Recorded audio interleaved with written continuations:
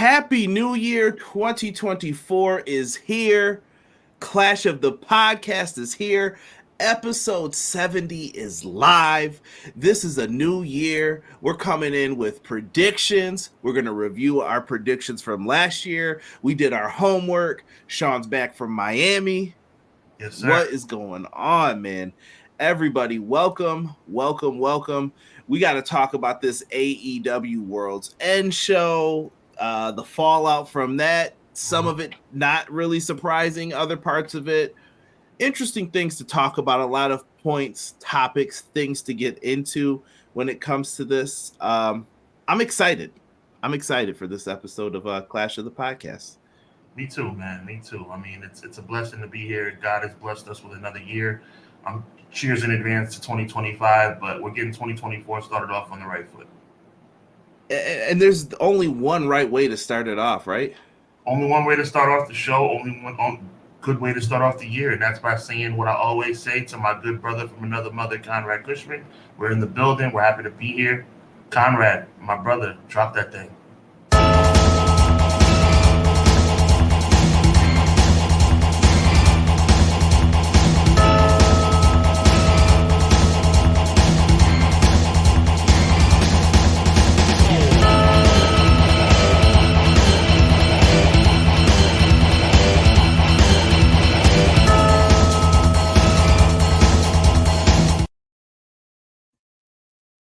Welcome, everybody. Welcome.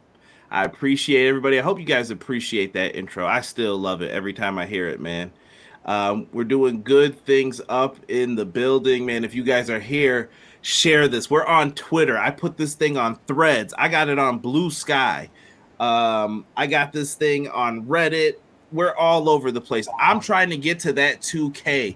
I'm not playing. Subscribe to me. We're going to get Sean up to 1K this year. We need them subs. So make sure, if you haven't done so already, go up into the description box. Sean's channel is right there. If you're sitting up in here and you haven't done, I don't know why you haven't done it. I couldn't tell you why you haven't done it. It's foolishness at this point.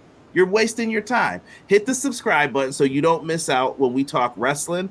Sean's channel, you might hear some boxing talk. We got a Royal Rumble event coming up that we're going to be talking about the Royal Rumble when 29 other competitors will be going over the top rope.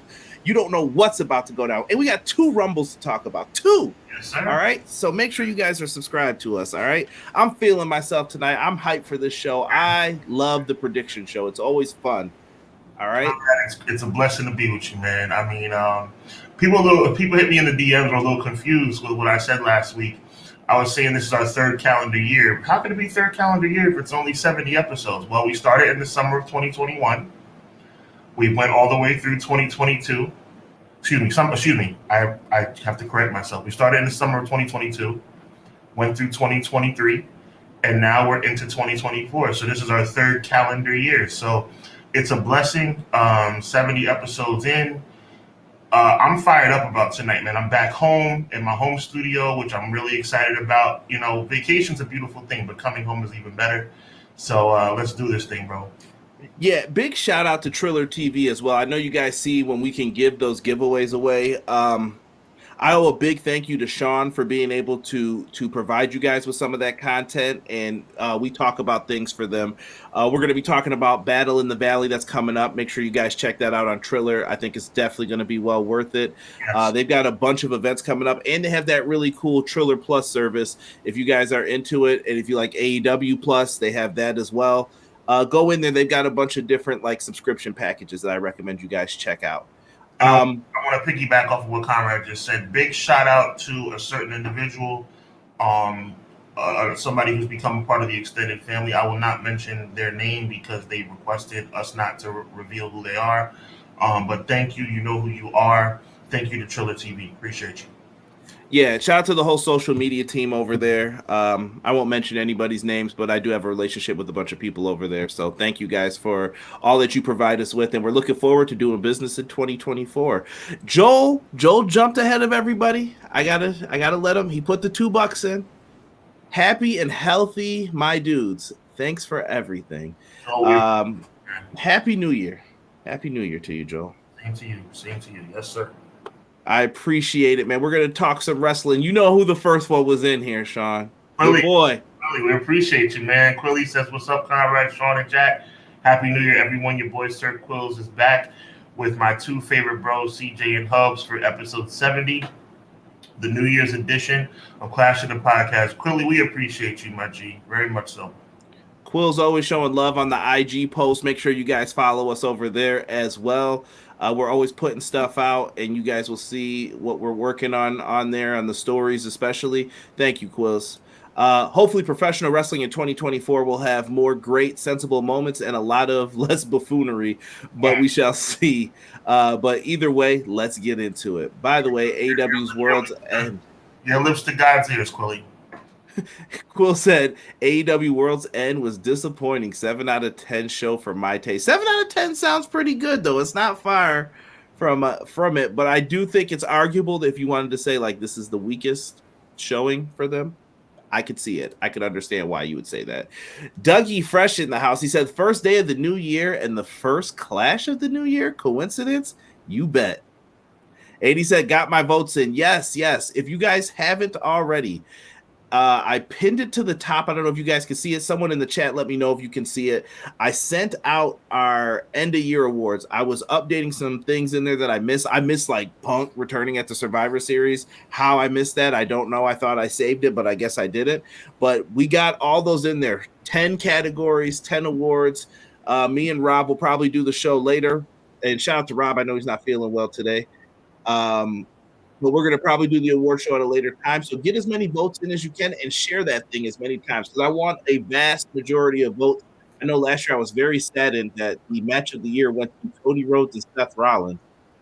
But FTR and Briscoes, they played themselves out of that spot. They had 3 banger matches in 1 year, and then everybody split up the matches. But Seth Rollins and Cody got the dub, man. I was hurt. Mike said, yeah, boy. It is what it is, right?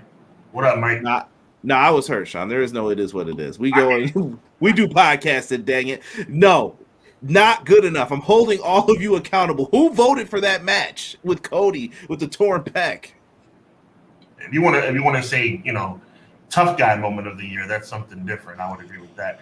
M. Leezy Fo Sheezy. Appreciate you, my G. Hello, everyone. Happy New Year. Good evening. Best way to kick off the year than with the best podcast in the game. Your lips to God's ears, Matthew and Lisa. We appreciate you, man. God bless. Happy New Year.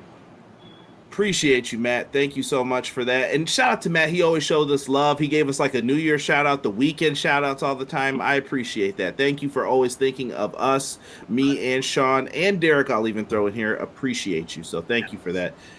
BJ says, Happy New Year. Wishing nothing but the best for everyone in 2024. Thank you, BJ. BJ, Happy New Year to you. I also hope we get some kind of rants from Conrad and Sean. Oh, trust me. There's going to be 52 weeks full of rants coming up eventually with us. 2024 is going to be full of rants from Sean Hubbard. But listen, also, I want to give a shout out to BJ and say, yes, I'm finally ready to admit The Miz is one of the top 10 Intercontinental Champions of all time. That's what we like to hear around here. It took me I had to do my own research, right?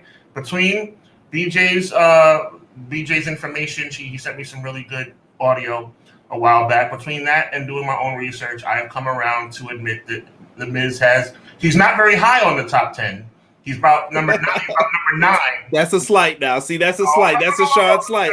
He wasn't on my top 10 at all. He wasn't even on the radar. But I have to admit, his resume is quite strong. I have to give BJ credit for that, for opening my eyes to that.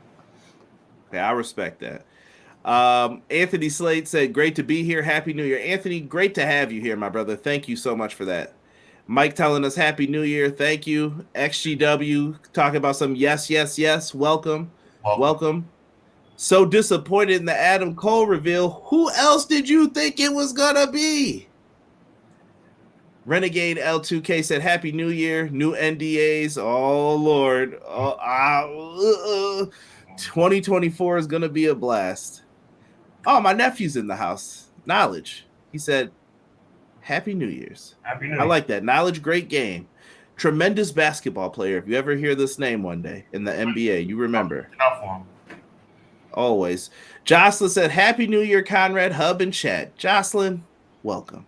Jocelyn, welcome and feel better, my sister. Yeah, she is watching us over on Twitch. And yo, we have a Discord, by the way, for EPW. Sean, I don't know if you're ever on Discord, but if you guys ever want to, feel free, jump in. I post all the Clash episodes, all of the anything we do on YouTube.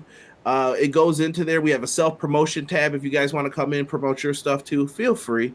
But Jocelyn's always in there posting some delicious food pics and stuff like that. We got some non-wrestling things. We got sports in there that you could talk to, whatever you guys want to talk about. So come on in. Meet some people. Conversations get a little heated about CM Punk stuff, but that's the worst thing we've had so far. That's about it. Not with me either. We got some big Japan shoes this week. Noah tonight at 1 a.m. and TJPW in New Japan on Thursday. Woo, it's going to be rough. It's going to be rough. Eric Douglas said, get better, MJF. I hope you're back by double or nothing. Cray in the house. Hope everyone's having a blessed new year, peaceful love, happiness in 2024. MJF gone? Nope. It's a work. We got to get Cray a shirt that says that. He is the Roderick Strong for us. I'm gonna give you this one. Our boy McKinney is in the house. Gentlemen, happy new year to you, sir. He says, yo, I'm here to talk wrestling with the Fire Live chat and the Skarsky and Hutch of Monday Clash of the podcast, and to let everyone know, I like this. Your subscription to 2023 is canceled, and your new one starts now. I like that, McKinney. Very smooth. He also yeah, let's go. Yeah, I like it. I respect it. Thank you, McKinney. McKinney's been looking dapper in the IG photos too. I see you out in them streets. Speaking of dapper, make sure you guys pick up a swag anointed t-shirt or a hoodie. Just saying. And where can they get that, Sean? They can get it at Threadless/Hubbard Wrestling Weekly. I'm really excited about it. Really, really excited about it. The sales have been surprisingly, that's because I'm a humble dude, surprisingly good. My best seller is the Main Event Jey Uso shirt that I've remixed, and also the God Above All Things t-shirt, which is a really cool one as well. Get in there, grab you guys some shirts. It's still not too late after the holidays to get yourself some shirt. Great way to support us as well. Yes. Jocelyn says, ringing in the new year with the flu and no voice. Yay me. We'll do all the talking for you right now. We'll do all the talking. Donnie in the house. What's going on, Donnie? Happy New Year, everything pro wrestling. Looking forward to an exciting new year for pro wrestling. I appreciate you saying that, Donnie. Donnie was over here watching the World's End show with us, so much love to him. I got to get out to Buffalo, man. Hey, man, you know, I got you. I got you if you want to come through. Yes, sir. BJ said, glad I could open the eyes. Hopefully memories will allow that Miz spot to climb for you, Hubs. I hear you, brother. I hear you. I always said, Cray says, Triple H and Miz are the most complete WWE superstars ever.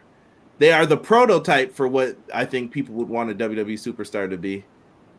We finally got you to see Miz. McKinney is great. He's well. One thing I will say, I've never, and Conrad's a witness to this, I've never said he's anything but a Hall of Famer. I've never denied that. That is true. Renegade L2K said, how about them Dolphins? One more week, baby. I need that dub. If we get that dub, we coming for that spot. I'm going to be real with you, bro. I'm really upset with you guys because, as I've said 1,001 times, and as you're a witness to, off the air and on the air, the Buffalo Bills were my preseason prediction to win the Super Bowl. And now you have to win next week. And possibly if you lose next week, you guys miss the playoffs completely if other things fall in a negative direction. Man, you guys better get it together. I don't like being wrong. We've been winning. Yeah, but you still have one more very important win to go. I know. Listen, we got to do what we got to do, but we've been balling. I'll say that. We did not ball great. You guys look like the team I predicted you to be. I just hate that it's coming down to the last game of the season. Imagine if we were fully healthy. Yeah. Imagine if we had other people in too. We'd be much better. I hope 2024 is very newsworthy. Matt, calm down with all that because I thought it was going to be Christmas Eve. I was like, me and Sean are good. We don't have too much to discuss or worry about. Nope. While he's in Miami, he's down there Ami. And I'm up here like, why is Chris Jericho tweeting on Christmas Day? Oh my What are God. you doing? What are you doing? We'll get into that momentarily because I don't want to get too deep into it, but we kind of have to discuss it as well. And I see you guys talk about it, Derek, Yo-Yo, and My his guy, classic, my my guy. guy Hubs. Happy New Year, my G. Appreciate you. Appreciate it. Matt Lopez said, praying for the Bills. Let's go. Due to the scenario, go Dolphins. How dare you? How dare you? Jocelyn said, we watched World's End last night. This morning, not being able to react was torture. Once Adam Cole came out in black, put 2 and 2 together. Hey. Let's get into World's End, shall we? I'm a little light in the graphics department, but I think it's fine. We could go through these kind of piece by piece here and discuss. So we did have some matches that were on the pre-show. They added Willow Nightingale and Chris Statlander. Thought it was a fine match. They're doing some storyline trying to separate them with Stokely. I don't know if you have anything you want to say on that. Sean, if you got passes, pass. Yeah, I'm a big fan of Willow Nightingale. I mean, it is what it is. I'm a big fan of Hook. So to me, everything worked out, justifiably. I think Willow Nightingale should be on a main card fighting for championships, but that's just excuse me, my 2 cents. And I love how Kill Switch won the 20-man battle royal and how it played out a little later. We'll get into that soon. Yeah, well, that was the next match too. Was the battle royal, and this is all pre-show 0 hour stuff. Once I couldn't figure out who was in it, I was debating with Derek on Wednesday's show because we didn't know half these matches. Me and you, we couldn't even do anything on Monday. Exactly. Which is, I think that's kind of a problem, but I also understand when you're booking week to week, you also need people to tune in so they can see what happens instead of saying like, this is all the matches for the card. Yeah. So the 0 hour, once I saw everybody who was in, I was like, oh, the only person who could win this to make this remotely interesting was Luchasaurus. It came down to him and Trent Beretta, and you should have seen my face. Oh no, not Trent Beretta. But once it happened, we knew Kill Switch ends up getting the win. He wins a contract title shot anytime, anywhere. It's going to be important later on. And I thought Hook and Captain Planet Wheeler Yuta did a great job here. Wheeler Yuta tried to heal up on the crowd. Needs some work in that department, but give him a mic and let's see what he does. They had Hook end him, put him out of his misery early by playing his music. Yeah, he stumbled over his words a little bit. Yuta did, but he tried. Had it flowed, articulately, it would have been a halfway decent promo. You can't go wrong by disrespecting the hometown fans. He just has to work on a little bit more. Let me see here. Kervin Abreu in the chat, what up? Okay, he said that Tony Khan still has not figured out how to make his pay-per-views not long. Tony Khan has to make his pay-per-views long because he is charging you $50 for them. Yep. WWE gets away with a lot of stuff because their pay-per-views are cheap. They are free. They have to do those. There's no incentive to buy them. It's kind of a steal. Like, why subscribe to it if you're not going to watch all of them? Well, they're not. You know what I'm saying? They're not free for those who don't have the network. Right, but you get what I'm saying. They're charging $40 also. Oh, do they still do pay-per-views technically? Oh yeah. You can access WWE on pay-per-view. Oh no, I'm good then. But why would you do that when you could pay for? I'd rather watch SVU on my free time at the same time. So no, I'm good. Exactly. I'm good on that note. Getting into the matches for this show, I'm trying to remember what they opened up with. They had that 8-man tag with everybody in it. It was basically everybody who lost. They did the New Japan thing. Everybody who lost in the Continental Classic, and if you didn't have a match, you got thrown into an 8-man tag. Solid. It was fine. I really don't have too many complaints about it. It was a good match. Garcia got the win for his team. Still trying to put momentum on the young guys. I mean, a match that I could have had or not had, it was fine. I appreciate who they had winning the match. I thought that was the correct decision. Right. It wasn't bad. Like I said, they kind of went through and did what they had to for things. I'm trying to pop up everybody's comments with this stuff as well. The next match, I don't remember the order exactly. Was it Miro? Vero and yes. Andrade. Now, this plays into tonight's WWE Raw as well. We're going to be mixing a lot of stuff tonight. Um, the big rumor that day was that Andrade might be out sooner than later from AEW. Miro's wife was managing Andrade, CJ Perry. They really had, it was a bad time to put them together because you couldn't see them gel fully. So you had to show a lot of segments with them backstage, hugging, celebrating together. They did their best with what they could with the Continental Classic, the way they had it set up. Miro gets a victory after his wife helped him.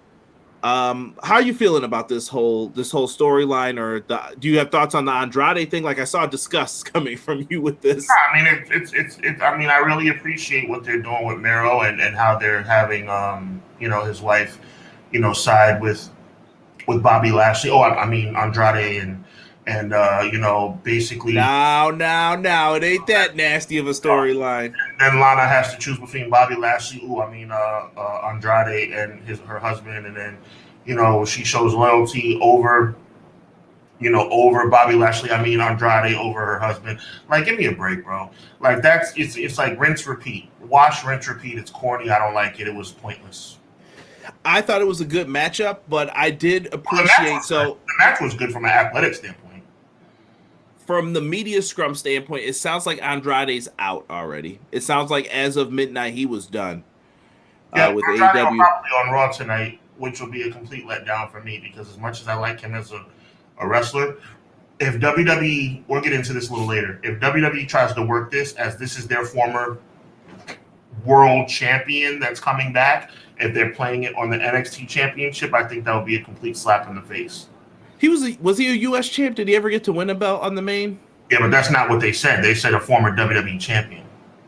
Got it. NXT! And the sad part is he's not even going to have the cool Andrade music. He's going to get something new. I think the guys who made it mix his music into something terrible. Yeah.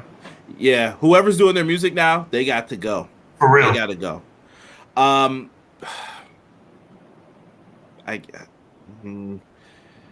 Let's. I'm going to avoid that match first. Let's talk Toni Storm and Riho. Yeah. Toni Storm continues to impress. Riho, tremendous athlete. I love Riho for all that she does. This was a fine and dandy match. I don't really have any complaints about this one. I complain a lot, Conrad. I think my complaints are justified, but I do complain a lot. But one thing, so and our viewers know that when I give somebody a compliment, that must mean it has been a beautiful, beautiful thing. First of all, shout out to both Riho and Toni Storm for a great match. But secondly, if you saw the media scrum afterwards, as I'm flying back from Miami, watching on JetBlue Wi-Fi, big shout out to JetBlue, sponsor us. We appreciate you guys. I'm watching Toni Storm interact with Tony Khan and the media backstage. Toni Storm is pure gold. Oh my God. That was the most entertaining kayfabe media scrum situation, because there's been many controversial moments, CM Punk, whoever, list goes on and on. Because I mean, you would agree that was a kayfabe, media scrum. Okay, cool. But unbelievable. She is outstanding. I mean, she is so entertaining. I didn't know she had these kind of chops. Toni Storm has become my favorite female competitor in the company. She is amazing. When we talk about people fumbling, listen, Sean, there are people who in AEW, they have exceeded what they are supposed to do. Me and you can go through one day and look at it. There are people who have done better in AEW than WWE, and I don't care even if it was Triple H in charge. They have done so much better. And there are people who you can go back to WWE and you're good, just as good, or even better. So I think it's just going to depend on where do you fit in? Where do you get in? What do you do here in these certain situations? I like it. I like it a lot, what she did. And we'll get more into what happened with Tony Khan, too, because I thought he made a crucial mistake but I could see Well, it's easy to make that mistake. I We'll just get want into to it. but I do want to encourage our viewers to go check out the Media Scrum on YouTube and go to Tony Stark. It's 10 minutes of pure comedic gold.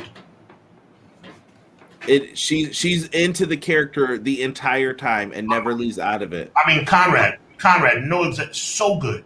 It was so good. I was rolling. I was on the plane laughing my butt off. It was amazing how good she was.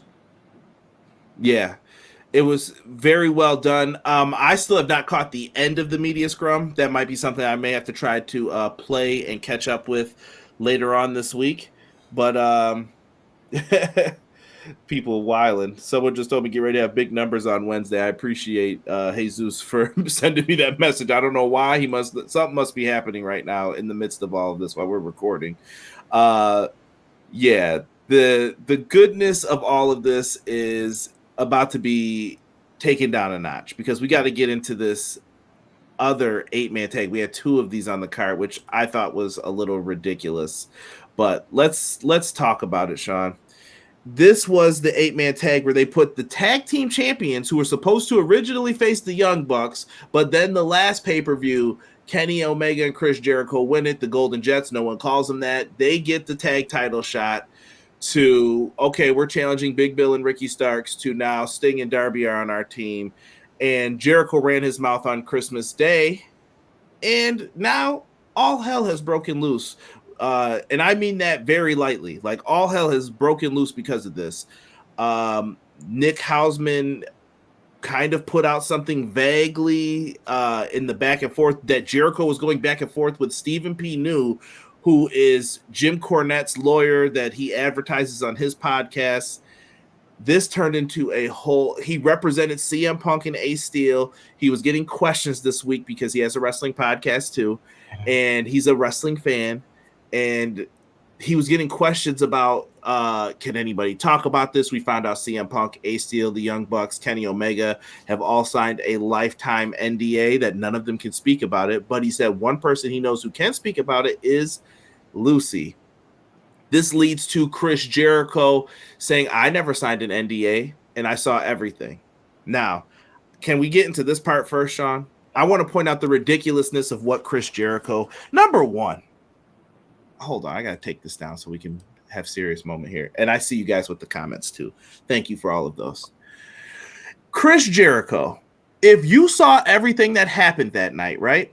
Sean, what kind of friend is that, or what kind of person do you work with if he just stood there? And I'm just taking him at face value. If he's telling the truth, you stood there and watched the Elite get beat up by 2 people. You watched them get beat down like that. What were you doing that entire time, Chris? Yeah, if it went down that way, that's reprehensible. Also, he said, I don't adhere to any what was it called? Handbook? There's a handbook for AEW. Right. He doesn't adhere to any handbook or any kind of jurisdiction under that kind of umbrella. Yeah. I don't know if you caught this piece, but Jim Cornette's podcast host Brian Last has a copy of it, which later on he ended up posting a piece of it for people to read. So the handbook, he said, is interesting because a lot of people violate it. This is where Bryan Danielson, we've made the jokes about that's a paddling coming for you. Bryan Danielson's going to discipline you. The disciplinary committee jokes have been on fire. I get it. But Jericho says that he was there. Sean, it is Christmas morning. You should not. I don't know if he was up drinking. I don't know what he was doing at 4 a.m. I woke up and my jaw dropped. Like, I got a lot of stuff to do today. Why did you wake up and choose let's fight? Let's fight right now. Like, I'm down in Miami. You're up in upstate New York. We're both with our families. We're both on our job. If anything were to break, we'd be prepared for it. But I never expected anything to break on Christmas Day. That was madness. For no reason. This all could have been avoided by doing this. Phone? Yes. Put it away. Yeah. Sit it down. Why did you need to say anything? You really didn't. Watch your kids open presents and call and just chill. Just chill out, right? Sit back and just have a chill day. That didn't happen. So Nick Hausman commented on something because Jericho said, I've never signed an NDA. And he was like, well, what about the NDAs you make other people sign? Mm-hmm. Oh, and then That's where the speculation came out and it broke out. Nick Hausman has a podcast called Rumor and Innuendo where he had Stephen P. New on. He was asking questions. Actually, I think his co-host was a lawyer as well. So they were kind of conversing back and forth about lawyery type things that they've had to deal with. He couldn't answer everything, but it sounds like he got compared to Harvey Weinstein. If you know the background of that, that is someone who was very famous in Hollywood, who went to jail for some of his disgusting things that he has done. You guys can Google that for yourselves if you want to know what that situation was. And he didn't say that Jericho's done that, but he said that eventually the things that you have done will come to light. The skeletons will come out the closet. A whole lot of innuendo. Yeah, and that led to speculation about Kylie Ray. Jericho comes out for this match tonight, first time that the fans have seen him, and we heard Jericho got booed badly. They sang Judas, but then after that, there were boos when it got quiet. There were chants of NDA. There were chants of Kylie Ray. There were chants of CM Punk. Not greatly loud, but loud enough that you knew what happened. I heard that I had some people that were there. They told me that the chants were not properly represented on pay-per-view. That the chants were much louder in person. Like it did not project as loudly over the television as it did live. It was quite loud, and it was quite apparent what they were targeting. Yeah, and it was just awkward that you paired it up with Sting, Darby. The whole match seemed off after that. There were even Darby Allin yelled some very weird things in the beginning of his match. Ricky Starks got in with Jericho, flipped the bird, and then got right out. Did that stuff seem awkward to you, like while watching it? It seemed very real. I really don't have anything else to say about this. The babyfaces win. Sammy Guevara being paired with him with his past allegations. And this is what I'm talking about. We got rid of CM Punk for all those things. Sammy Guevara's got quite a list himself of issues he's been involved in, whether it was fights, things said on podcasts. I've said it before and I'll say it again. CM Punk is far from the only person who has some transgressions. Far from. I mean, I just always thought that he had more to lose, which is why he needed to chill. But under no circumstance would I ever insinuate or outwardly say that CM Punk is the most egregiously acting person in the industry. I mean, there are people who have done some far greater, allegedly far greater and more treacherous things than simply just having an argument backstage. 100%. 100%. And looking at this situation, I felt like it was awkward for all. I'm going to talk about what I think is going to happen with Ricky later on in the podcast. Guys, you do not want to miss the predictions, I promise you. Like, that's the main event of tonight's show. That's going to be the best part of tonight's show. I don't know what to say about this Jericho thing. We don't know what actually happened. I feel like we don't know all of the facts yet. And it's either you kind of take the fact of get this guy off your television screen right now, and there's other people who are like, no, that's admitting guilt. I don't know where we stand amongst all of this, but I thought Tony Khan, who got asked the question after Tony Storm had just given him the glasses and the hat that he's wearing that Sean referenced before, he started getting asked about misconduct and things like that in investigations related to all the stuff that we've spoken about.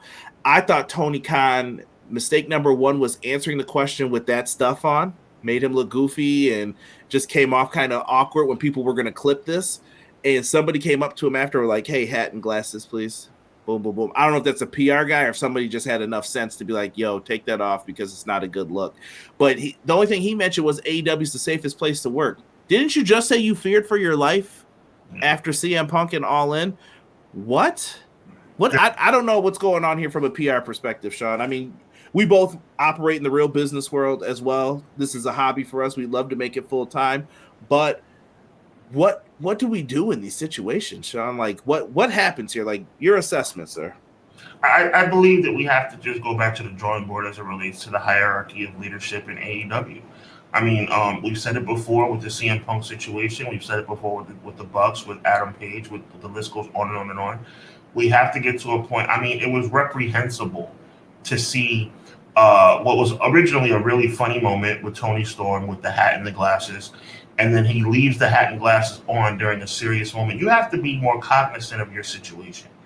It was a funny moment with Tony Storm. Tony Storm is backstage now, and you've been presented with a question that is very serious and can have great results and determination as it relates to how your company moves forward. Chris Jericho is one of the pillars of your company. So you're going to sit up here and answer these questions in a very matter-of-fact way with this comical hat and glasses on. That's number one. But more importantly than that, it's just another seismic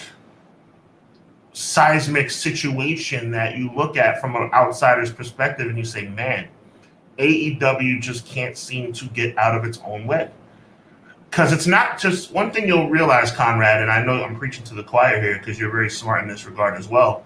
It's not just about when controversy hits. It's about how you handle the controversy once it hits. And AEW has had some very strong deficiencies in being able to handle when the inevitable takes place, which is controversy backstage in pro wrestling.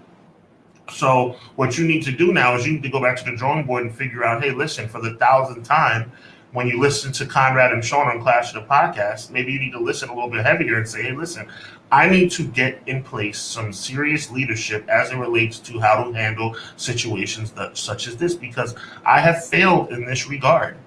And if, we'll see about the predictions later on, if AEW does not flourish into the future, I would have to say more than 50% of it is because of Tony Khan's lack of leadership. It's getting better at the things that you have messed up on. Live events person left. That's fine. Yeah, he left on his own. That's fine. This is your chance to improve live events. Matt Jackson's wife has left. And let me get into this a little bit too.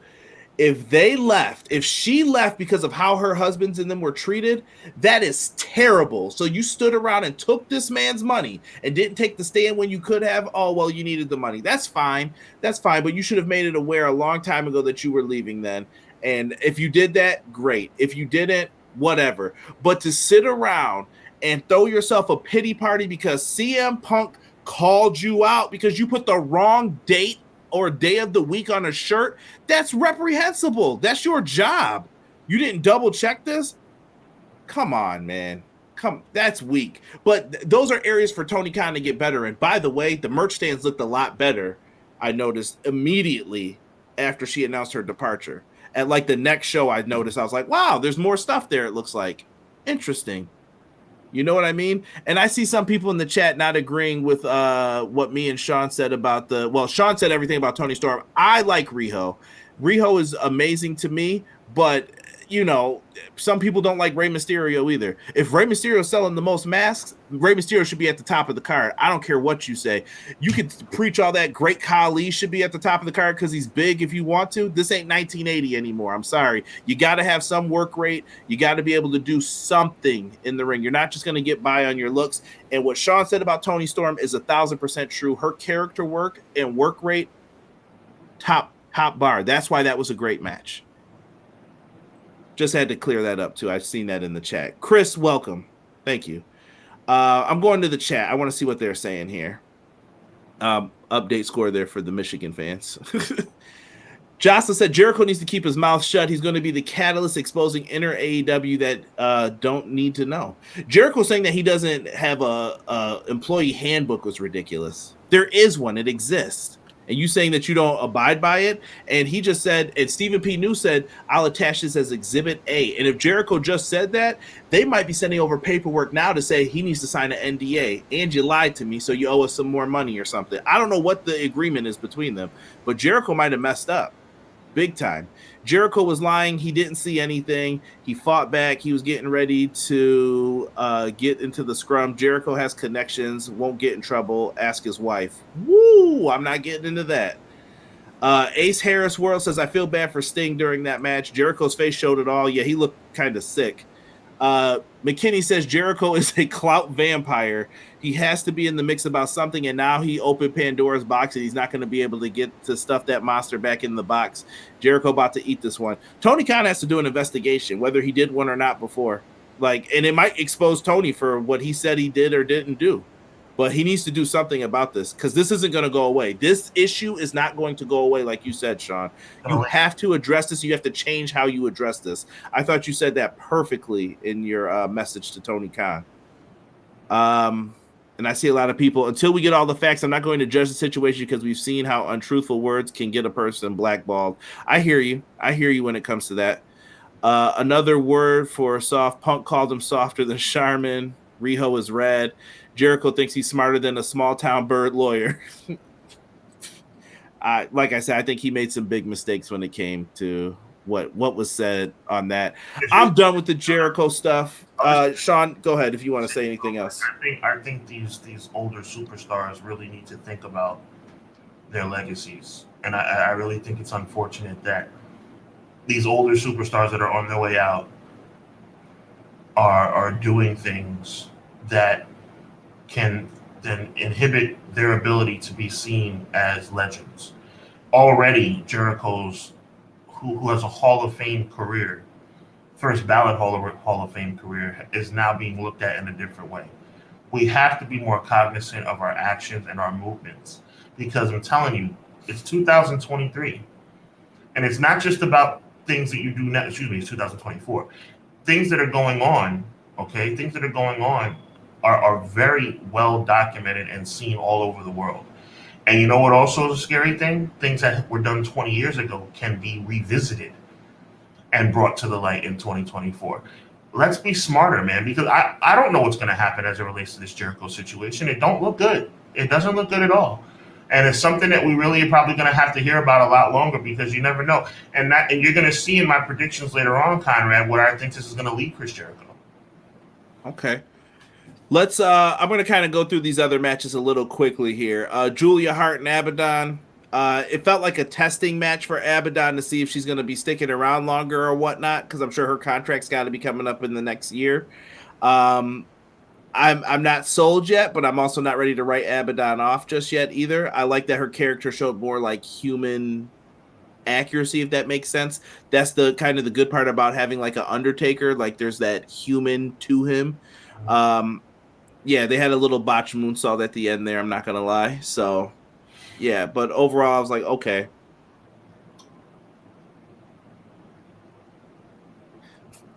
Sean, No, I that was not an accidental yawn. That was a yawn of discontent. This pay-per-view was really lackluster. Most of the matches, the determination of who was going to win was very, very clear. There was no way. Let me ask you this: did you like the Continental Classic? I did not. So you thought the Continental Classic brought this pay-per-view down? I think the Continental Classic brought the entire product down over the last 2 months. Really? I like this style though, but I like New Japan though as well in the G1 format. It's a carbon copy. You can't just copy everything and expect it to be the same. This had New Japan written all over it. You can't do that. You have to do your own thing. You have to be different. I'm not saying be different just for difference sake, but at the same time, this Continental Classic had New Japan Pro Wrestling written all over it. All over it. It was definitely a second-rate tournament at that. I thought it was good for in-ring, but I think it inhibited like telling stories if you wanted to. That's the reason why you're my tag team partner. That's exactly what I was. Obviously, I'm not a fool. The in-ring matches were tremendous, but how does it enhance the product? It did not. Not one iota did this Continental Classic enhance the AEW brand. You're in a war right now, bro. You are in a war. WWE, for whatever reason, God knows I don't understand it, but WWE is kicking your tail right now. You have to figure something out. Well, and I think they're trying to put a stake in you and put you into that spot. Well, I'm going to get deep into this. First, I got to say, Vinny, Thank you for coming in. Happy New Year. My favorite Vinny. He says, spending time with my girl. God bless y'all. Vinny, I appreciate you. Swerve Show. Happy New Year, guys. Left that 14th like. Good stream as always. Thank you, Swerve Show. Thank you, sir.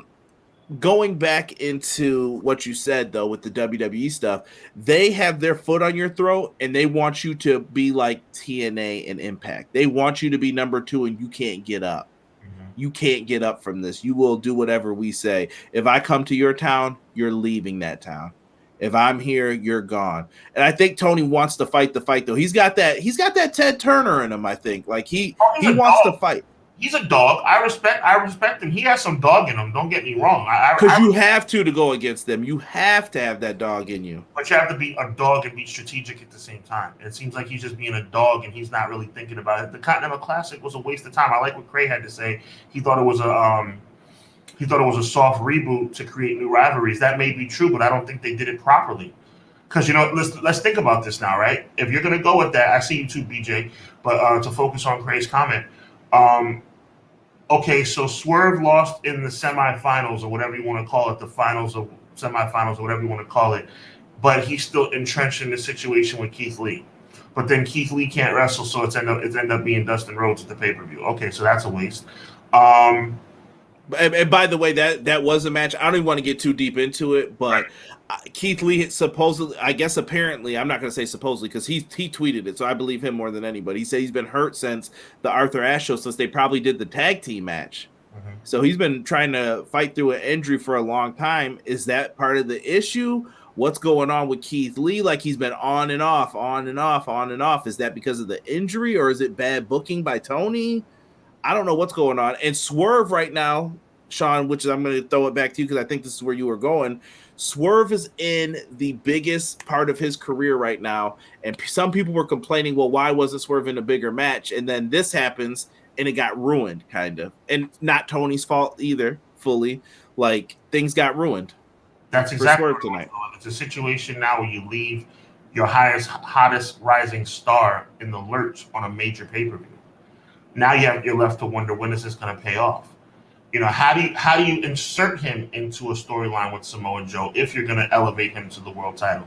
How are you going to insert him into a storyline with Christian Cage if you're going to insert him into the TNT Championship conversation? How do you do that?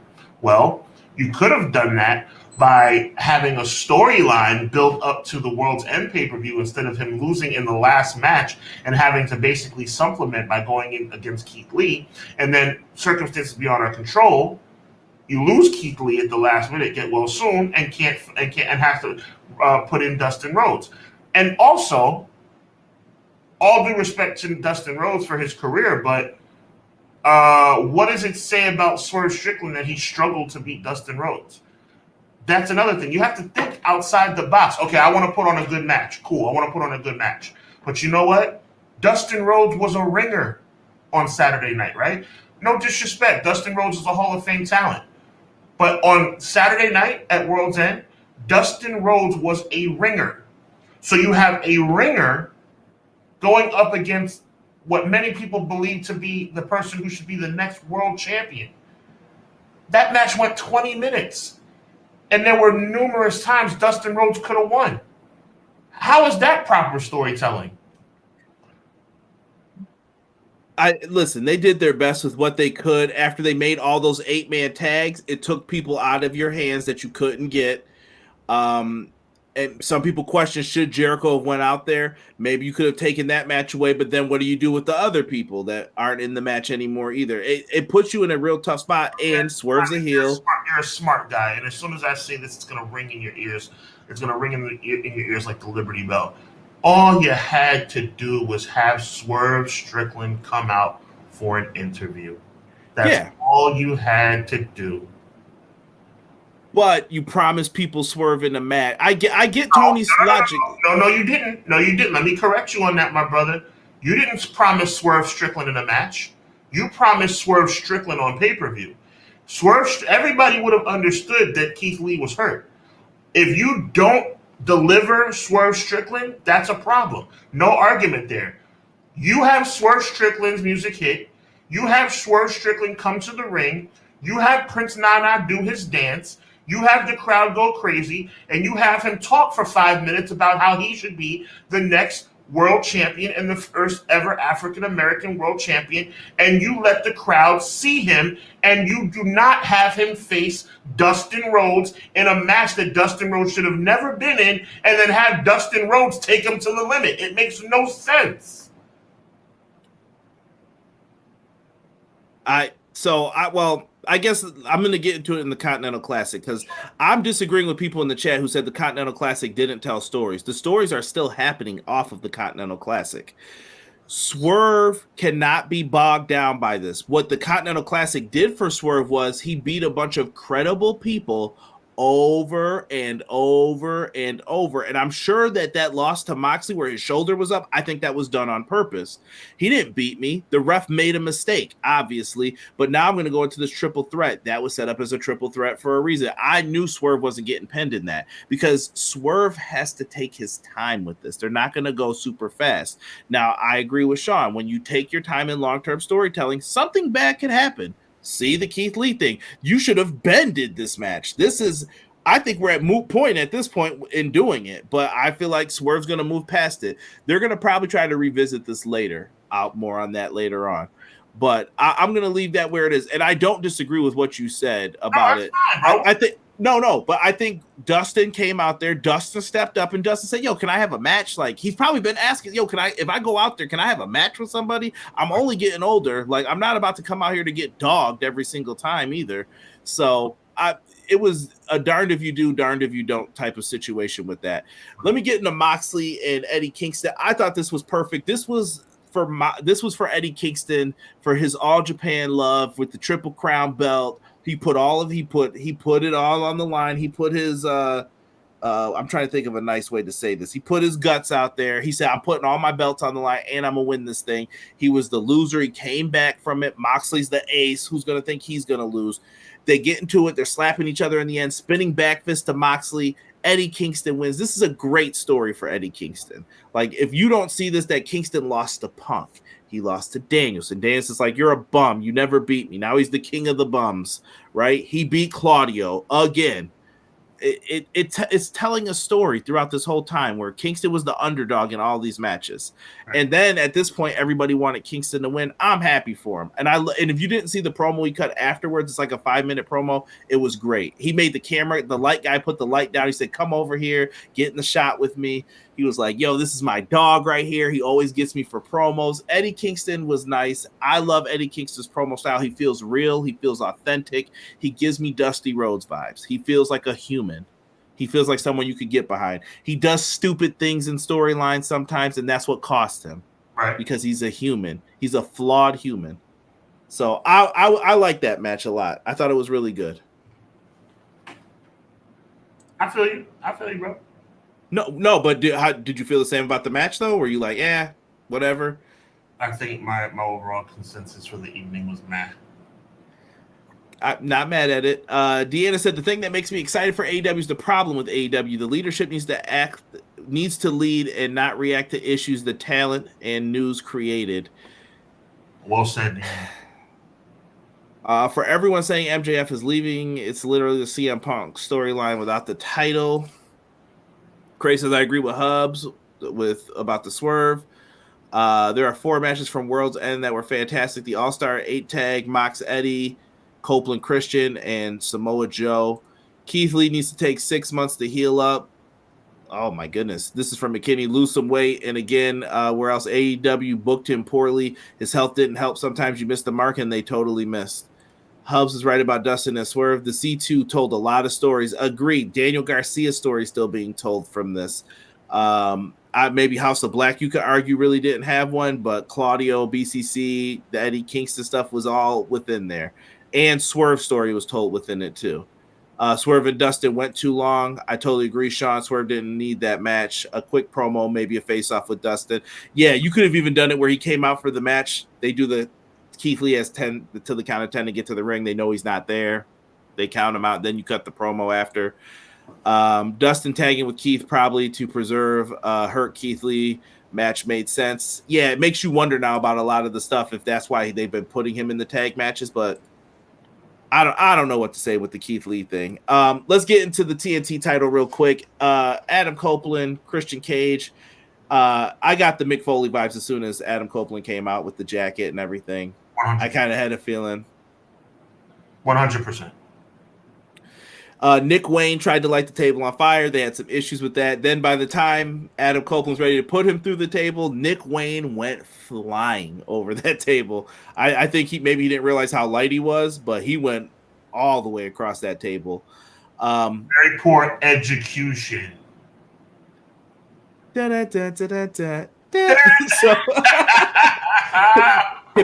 that's all, folks. Afterwards, he gets the win, though. He hits the unprettier or kill switch, whatever you guys want to call it, depending on what era you come from, on Christian. Wins the match. Here comes kill switch / Luchasaurus. He comes out with his open contract. Christian says, "Give it to me." And he says, "No." Christian whispers something into his ear, probably something to the words of, "You want to go extinct again? Hand me that contract." Right. Takes it. Christian signs it, hits the spear on Adam Copeland, and gets the win. And Christian Cage is now a, what is it, 3-time TNT champ now? Well, technically 2 times, but 3 times, yeah. He was walking around that belt long enough before. So he gets the win. I thought it was a cutesy little way to get the belt right back on him. This isn't over. Obviously. No, it's not over. I mean, I like the fact that Edge now in the annals of time as a former TNT champion. And now Christian has it back, which is cool. Like I mean, they did the little Money in the Bank switcheroo. That was cool. I mean, the match was excellent. Don't get me wrong. The match was excellent. They did their thing. The only thing that messed up was that table spot. Yeah. And I'm okay with it. Like I said, these two are going to be fine. I'm looking forward to seeing what they accomplish next. Main event time. It was MJF, Samoa Joe. Adam Cole comes out with his best friend MJF. They're getting into this match, and Sean, I really don't have a lot to say about this. MJF kind of got dog walked for most of this match. For the first time since 1996, a clean sleeper win on a pay-per-view. We haven't seen that since 1996. Hyper Hogan. Yes, sir. Boom! Took me a minute. Look at you, wrestling historian. It took you 2 seconds. Good for you, bro. I had to think about it. So the finish comes. MJF is asking for the ring from Adam Cole. He goes, "Oh, here it is." And Joe came right from behind. Go to sleep. Coquina clutch. MJF's arm falls twice. The third one kind of fell on the side. I think there's a little argument that could be there. Bryce looked shocked. He was like, "Right, ring the bell." We were like, "It's over." And he rings the bell. And Samoa Joe is the new AEW champion. The ring is then surrounded by the Devil's henchmen, and they have MJF down on his knees holding him, 2 of them. The other 2 have, maybe it was one of them only had Adam Cole. They're holding his arms back. The one's got the chair. He's going to hit one of them. "Don't hit my friend. Hit me. No, you hit me. Hit me with the chair." Lights go out. They pop back on. Adam Cole is sitting in the chair with all of the Devil's henchmen revealing themselves to be Roderick Strong, Wardlow, and the Kingdom. And Adam Cole is looking at him, and he throws the devil mask. MJF said, he's in his hometown. How could you do this to me? How could you? Roderick Strong, bam! That knee was perfect. How could you do? Oh, God! Oh, I'm down. They put a beat down on this man, and MJF is surely to be written off of television for a little bit after this to heal up from some of those injuries. But that was the devil reveal. I thought that was the best thing you could have done with it, Sean. Yeah, the best thing you could have done with it for what's available to you. I mean, no question. Only thing I'll say is that Wardlow still sucks, and he had no business being a part of this storyline. I would have much rather seen Kyle O'Reilly, but it is what it is. Well, I think Kyle O'Reilly's still recovering right now. And what was I going to say? Wardlow. I'm glad you brought that up because I saw a lot of people, man, every time something happens bad, MJF loses his push because of it. I call it karma. And I'm going to remind you all every single time you bring this up. Do we not remember what happened at Double or Nothing right before this with MJF and Wardlow? Where MJF stole all the shine off Wardlow because he was like, "I'm going home. Hand me a ticket. I'm leaving if you don't pay me." He basically held Tony Khan up. I'm going to say it. He held Tony Khan up for more money. And supposedly he's off the roster page now. He's gone. Things are going to get a little interesting. We'll see. I'm sure we're going to talk about that in our prediction, so I won't get too deep into it. But I don't believe he's gone for a second. And If he didn't sign, Tony Khan's getting crushed by me. yeah, there's no way that he can like Tony Khan with all the losses he's taken. You give MJF whatever he wants to make sure he doesn't show up on that other person's television set. You have to at this point because if MJF goes over, it might be game over, and you cannot have that. Let me see here. Oh no, Jungle Boy's gonna come back and save his Dino from Christian. We'll see. Adam Copeland, Christian Cage. Yeah, I saw some people. Christian went from the CLB to the SLB. I appreciate how appropriate for someone to pull an Edge on Edge and be it his best friend. He did. Edge can't hate the player, hate the game. Edge, I'm not calling him Adam. And Christian was my match of the night. The double finish got me mad. But then I realized Christian is heel of the year. Samoa Joe said on the scrum that the Triple B is going in the trash. He's getting a new world title. As he should. As he should. I don't want that strap either. That nasty brown strap. MJF is going to have to run through all of Cole's Devils in order to get him, just like MJF used to do. Yeah, also Roderick shaved the stash. Time to be serious again. Interesting. Does this group have anything for you? Or are you totally not interested in it? I'm a big fan of Adam Cole. I respect the Kingdom. I think that Wardlow is a waste of oxygen. So I'm about, halfway. Like, I mean, it's about a 7 out of 10 for me. I mean, Wardlow being a part of the group brings it way down for me. I mean, he's just a juiced up loser to me. Like, he stinks to me. I think he is one of the most disappointing guys in the company. The Kingdom the Kingdom are. Is it based on his talent or based on how the company has handled him? I think he's a talentless hack. Wow. I think Wardlow is pure trash. I loved him with MJF. I thought he was great in that role. Right. I thought he was great with MJF. Everybody can't be Diesel. Everybody can't go from bodyguard to superstar. The dude, he was protected by MJF in the role that he was in. Okay.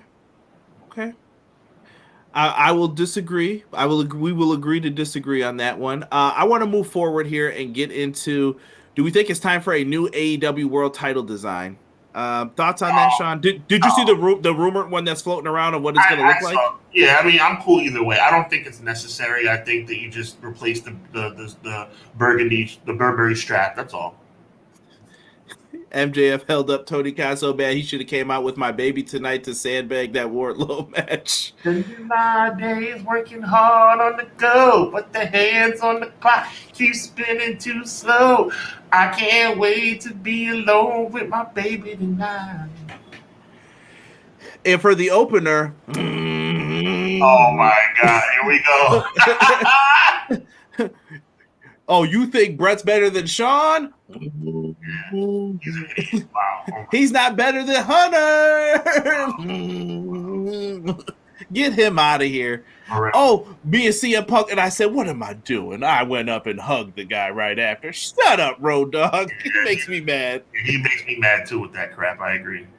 Let me see here. BJ said, I think Wardlow is going to keep on keeping on. I think this raises the Kingdom and makes Roddy more important. It's all about how you book them, though, BJ, because if you ask me, I haven't seen them make them important yet, but maybe they will. So I think it's a good shot for a new dynamic. I'm right there with you.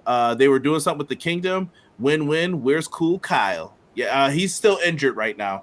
He had some complications with the surgery. They had to do another one. It sounds like he's training to come back. Hopefully he gets back there.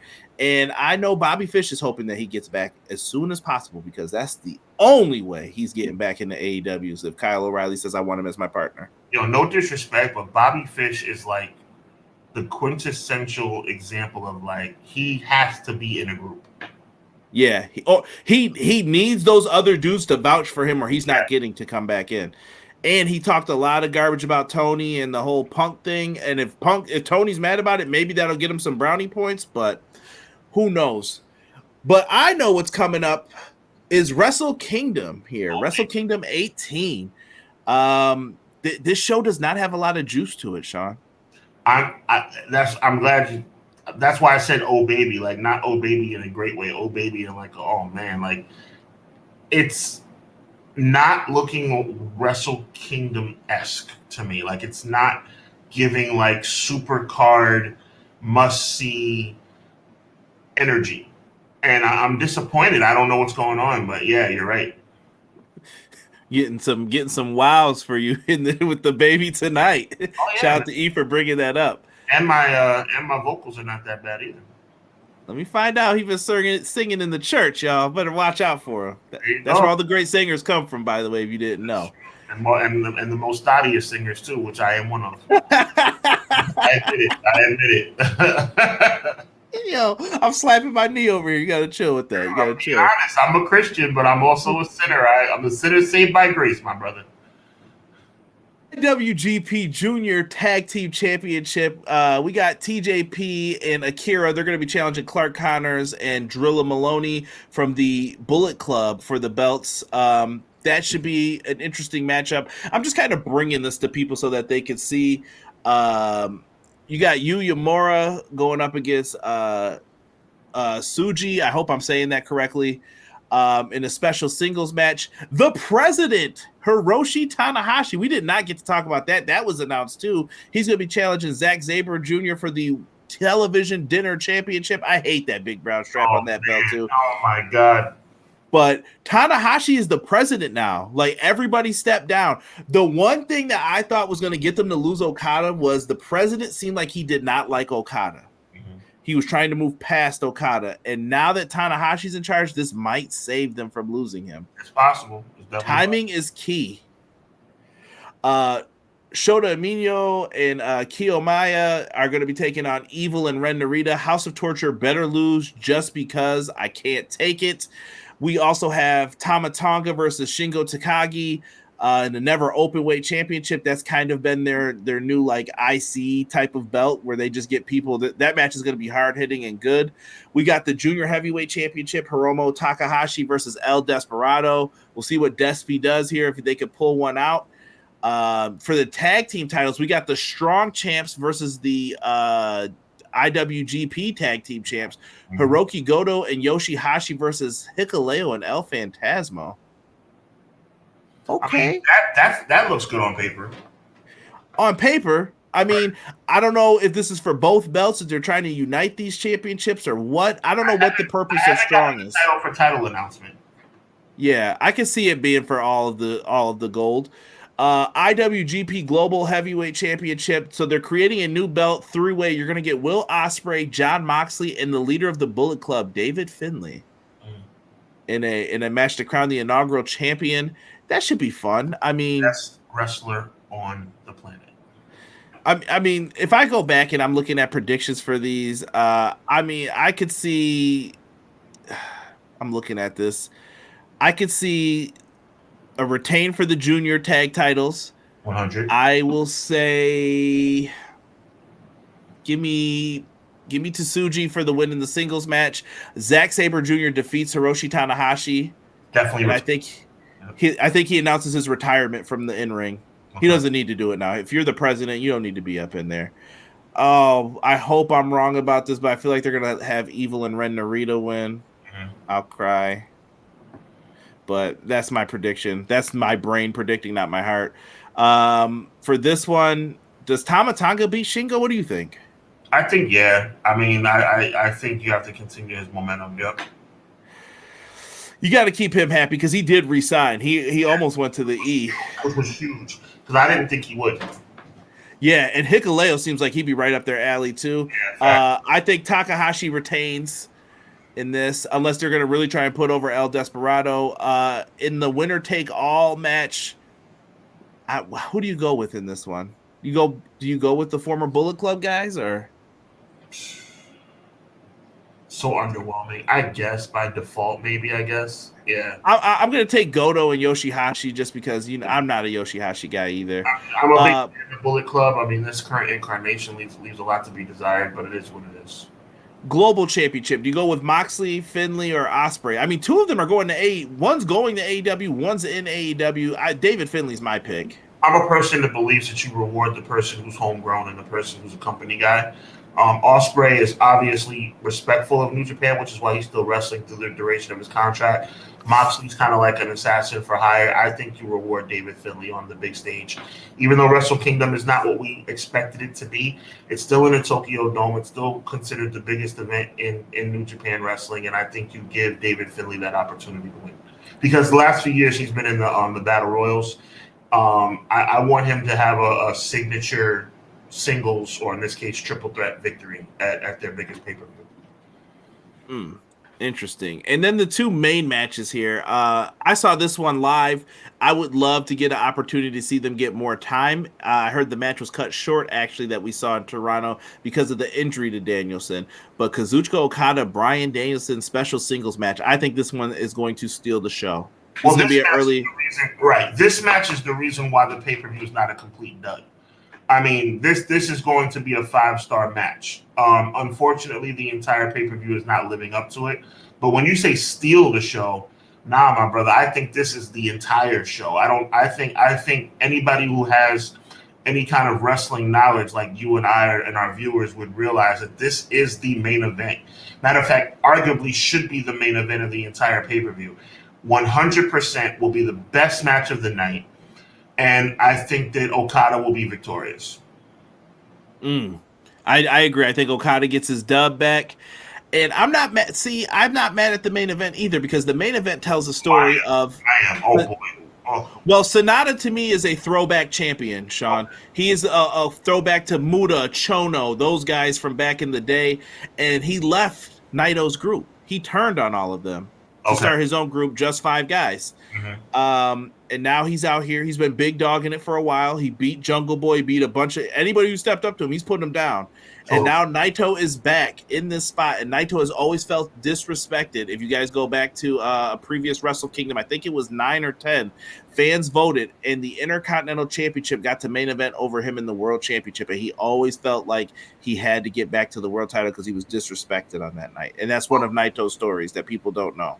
Well, to your point, I mean, obviously this will be the main event. You do not discredit the lineage of the IWGP Championship by making it the semi-main event. So I agree with you in that regard. I'm just trying to say, when you look at this pay-per-view top to bottom, including this match for the World Championship, the Danielson match clearly is the match of the night. So for me, it's one of those things where it's like, okay, do you have the best match of the night, Hogan versus Rock, or you have the world title, Jericho versus Triple H? We all know how 18 turned out. Let's see how 18 turns out. For Wrestle Kingdom, right? Right. Let's see how. But I mean, obviously, this will probably be the main event. But Danielson, just to kind of counterpoint what you were saying, I'm just a play on words when you said it'll steal the show. It is the show. This match between Danielson and Okada will be the match that saves the entire pay-per-view. And it's back to one night, too. It's not 2 nights this time. Which I'm not thrilled about. I mean, it's kind of like, to me, it's kind of like what's going on? You know what I'm trying to say?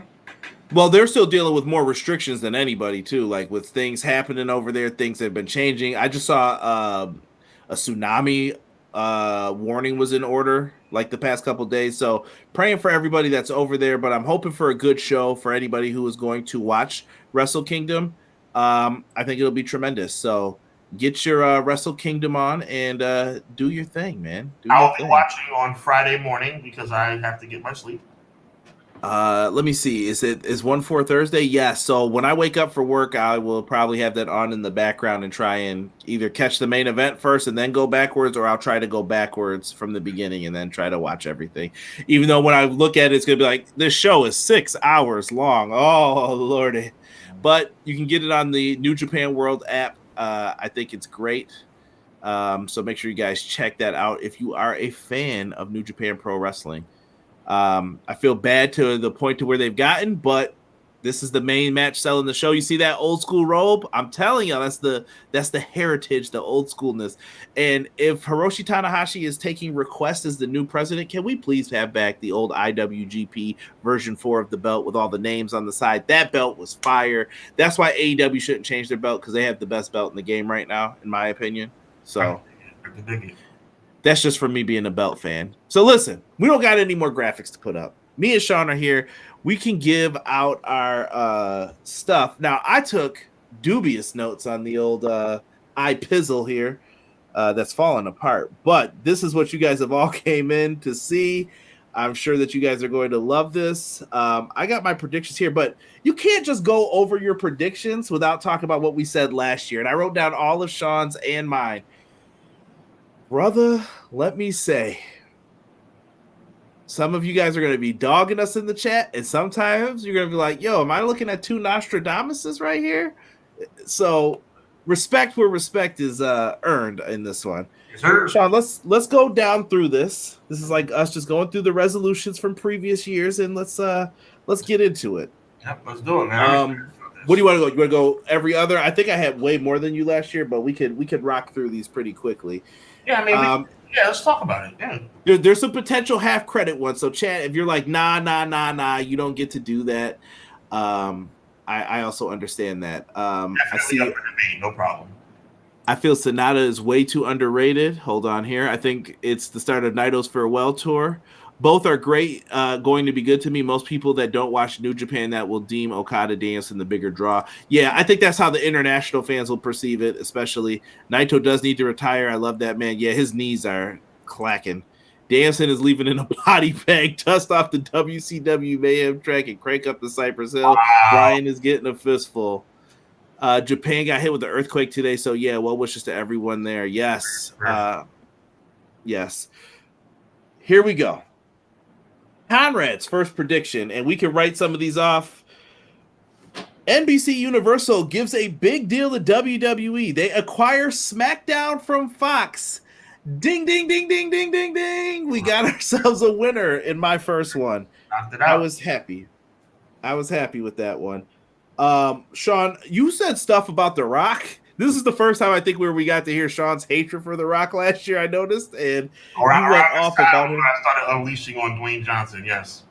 Yes, but I don't remember. Was your prediction that he wouldn't show up? I didn't write this one down. My prediction, I was wrong about that. By technicality, I said The Rock would never show his face on WWE television in 2023, and in September, he showed his face, so Dwayne Johnson, the movie star, did show his face, so that means I'm technically wrong about my prediction. I hear you. And Jocelyn, I do agree with Sonata is slept on.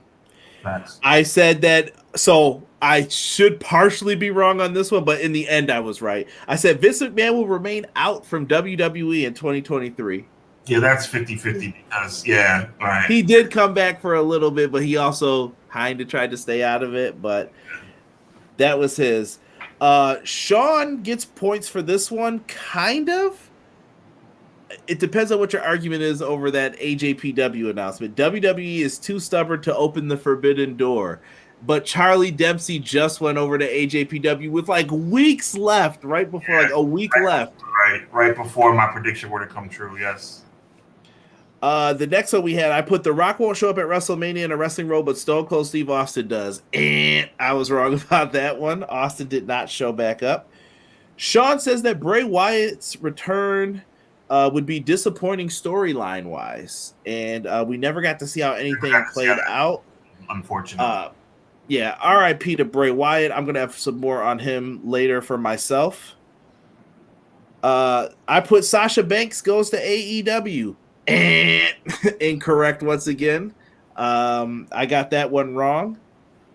Then going to Sean says Sasha Banks wins the women's world title her first night in AEW. Might be wrong. Some people are saying we might have just been a couple days off. We're gonna see what happens with that. Yeah, might be a couple of days off. Leezy said, I love it.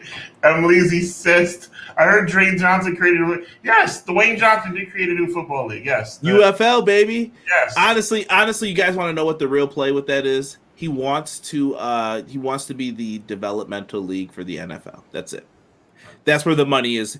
Don't fight them, work with them. Vince's object was to fight them, and he's like, no. Dwayne Johnson was a very accomplished athlete in the University of Miami. That's the only athletic thing I remember him doing. You hate him, bro. You gotta stop this. You gotta stop this. Look, first of all, Dwayne Johnson showed up on SmackDown one time. Technically makes me wrong, But this whole like The Rock is let me tell you something, okay? Do you understand? You and so many people, bro. The Rock is back. Oh look, The Rock is back. The Rock isn't back. Give me a freaking break. The Rock happened to be just down the road in Boulder, Colorado. He took a red eye over to the arena just for craps and giggles. Dwayne Johnson is gone. It's over. He's just going to show up sporadically for appearances. He's not wrestling anymore. It's over. Over. He's a football executive and he's an actor. I'm sick of this crap, man. I'm sick of it. Let's continue on with Sean's next prediction. He said the nostalgia for Charlotte Flair making her return will fade. Oh, it faded real quick that night she came back. So Sean was, I'll give Sean points for that one. I put Jade will lose her first singles match and Willow gives her the first loss. I was incorrect, but Jade did lose her first singles match eventually. Yeah. It was just to Chris Statlander. Cody Rhodes wins the Royal Rumble and dethrones Roman Reigns at WrestleMania was a prediction I had. Incorrect for me. Nostradamus Sean, when I went back and listened to this, Sean was in Miami when I was listening to this. CM Punk returns to the WWE. Unbelievable. And that is a bold prediction. And I was correct. Yes. Yeah. I knew it. I just had a feeling. I was like, it's going to all come full circle. Sean also says he called Seth Rollins becoming world champion upon splitting the titles. Another one. Sean was right. Ding, ding, ding. Winner, winner, chicken dinner. I study and I believe that I am a student of the game. Here's one for me. Montreal, I said Sami Zayn versus Roman Reigns. Sami Zayn will lose, and then Sami and KO will defeat the Usos at Mania. This is before they had even announced that match, way beforehand. And that one was in there incorrect. I got another one. This one is partial points, but mostly wrong, I would say. Braun Breaker, Carmelo Hayes, Cameron Grimes, Caden Carter, Katana Chance will all be called up to the main roster. I was right on most of those except for the first two. I mean, Braun Breaker and Carmelo appeared, but they did not get the official call-ups. Yeah, but you were mostly right on that. I would give you the nod on that one. You said Braun Breaker will be a failure on the main roster. We did not get to that point because he's still in NXT. It's to be determined, right? Sooner rather than later. Sheamus becomes Grand Slam champion before the year ends. Wrong. Got that one wrong real bad. Where is the next one here for you? You said Lacey Evans will be out of a job. Another one called. I'm a student of the game, Conrad. I actually pay attention, bro. Hey, you got that one right as well. I'm trying to go back and forth here between both of these. I said LA Knight will have a breakout year. I think that's correct. I think I should get some points for that. I also then called, I'm trying to do, because I know I'm going to have more. What was the other one I had underneath that? DIY will reunite. Got that one just in time towards the end of the year. They reunited. It hasn't been successful, but they did reunite.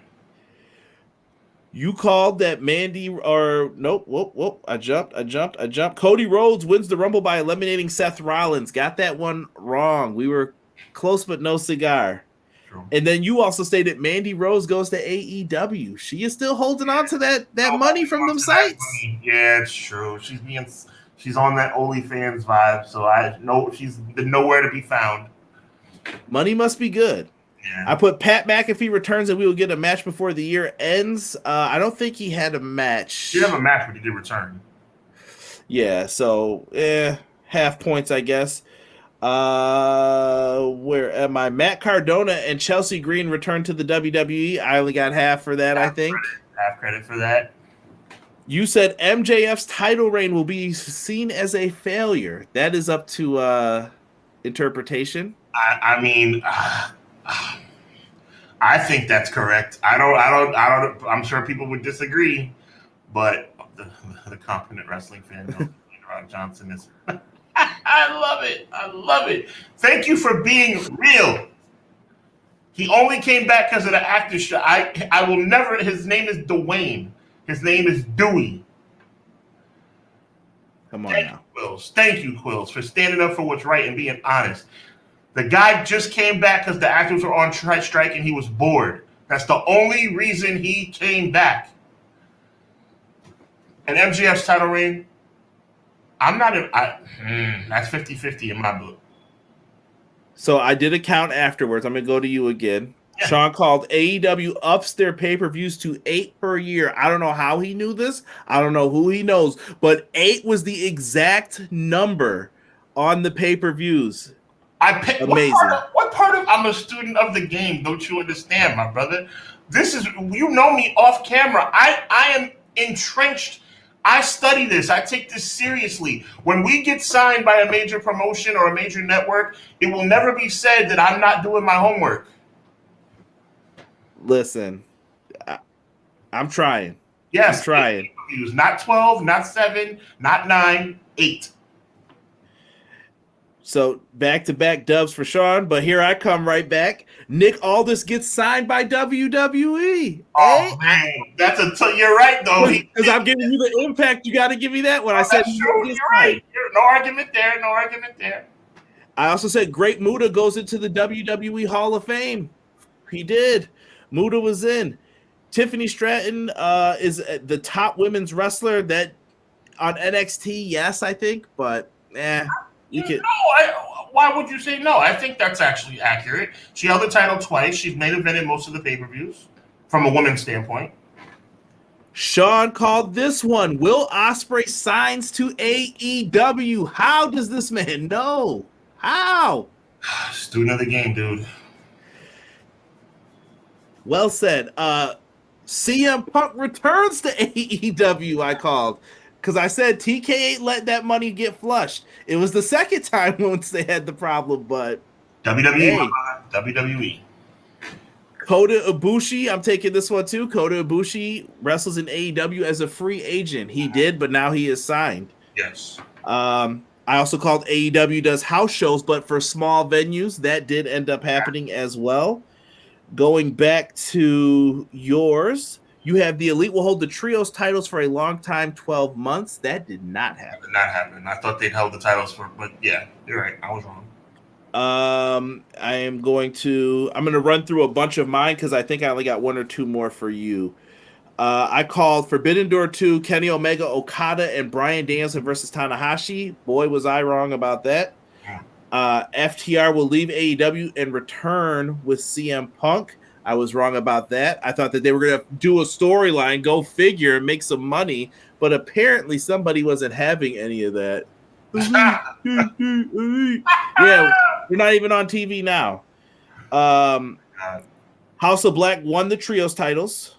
I got that one. I did get these two wrong. Ethan Page wins the All Atlantic title, and Konosuke Takeshita wins the ROH title. Wrong about both of those. I also said ROH will move to YouTube to put more eyes on the product after failing to secure a TV deal. I was wrong. Deonna Purrazzo returns to WWE. I think I might be a couple days off on that. We'll see what happens. Tonight, you never know. You never know. I called Jonathan Gresham winning the Impact World title. I was wrong. Cody Deaner winning the X Division title. I was wrong. Chris Bay and Ace Austin win the junior heavyweight tag titles. I was wrong, but they did win the Impact titles back. And I said, Will Ospreay defeats Kenny Omega. And I talked too long on this one. He'll win the G1 climax and then beat Okada clean. Wrong. I did not. Naito won the G1 climax. So talked wrong, but he did beat Kenny. You said Jericho would win back the ROH title. He did not. Did not. And I'm going to give you points for this one. Rampage will become the ROH show because it basically has, in my mind. I think so. Yes.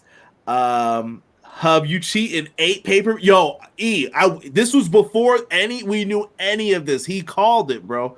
I was like 1, 2, 3. Me and Rob yesterday, and he was like, "How did he know that?" I was like, "Yo, I don't know," but it was the perfect number. I'm the NXT guy. You're right. Tiffany Stratton is the top female in NXT. GYV will make their TNA debuts at TNA Hard to Kill. Yes. Doesn't work for me, brother. The super click. Sean, with that said, man, do we bust out the The 2024 predictions. Yeah, let's go back and forth, man.